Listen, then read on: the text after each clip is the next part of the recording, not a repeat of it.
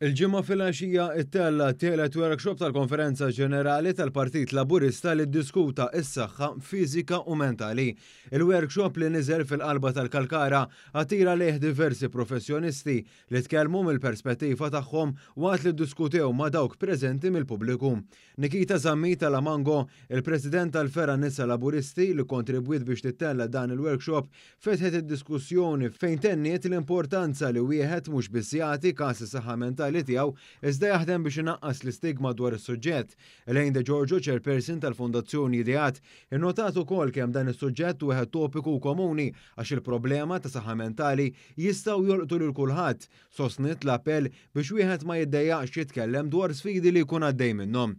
Charles Cassar li hu psikoterapista attribwixxa l-isfidi tas saħħa mentali fil-preżent għall-istil tal-ħajja popolari illum il-ġurnata karatterizzat minn materjaliżmu u nuqqas ta' bilanċ fil-ħajja. U noħorġu minn dir-realtà li qegħdin fiha fejn tlifna ħafna strutturi u ma nafux m'għandniex fejn morru, imma qisna tħanna f'materjaliżmu sfrenat biex nakkumulaw wealth, pereżempju, xejn mhu xejn. Allura il-bniedem ma jkollux fuq jimxi. Id-direttur operattiv f'dan l-FSWS, Remenda Grek, tkellmet dwar l-importanza ta' aktar sensittività lejn dawk ta' madwarna biex ħadd ma jibqa' iżolat. Sfortunatament, iktar mad-dinja tissir maġla, iktar mad-dinja qiegħda tevolvi, iktar met naraw l-iżvilupp teknoloġiku illi huwa importanti huwa realtà, ma nistgħux naħarbu minnu, imma iktar qed naraw nies illi qed jispiċċaw aħna ngħidulhom isolated, iżolati waħedhom. Hija nnotat ukoll li f'dan l-ispirtu l-FSWS qed toffri numru ta' servizzi fil-qalba tal-komunitajiet. L-occupational therapist Marija Daniela Farrugia tkellmet dwar l-importanza ta' assistenza fil-komunità. Servizz fil-komunità fejn il-persuna tgħix hemmhekk huwa l-aqwa ambitu. U dan qegħdin nagħmluh ukoll mhux taf kif għal Malta biss, imma x'qegħdin insegwu wkoll dak x'qed jiġri barra minn Malta bħalissa.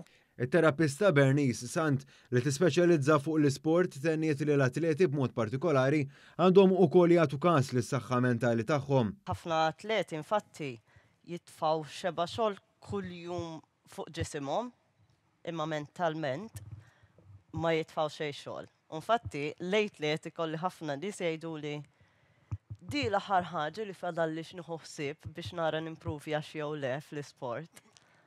U hija l-iktar ħaġa li kważi hija importanti.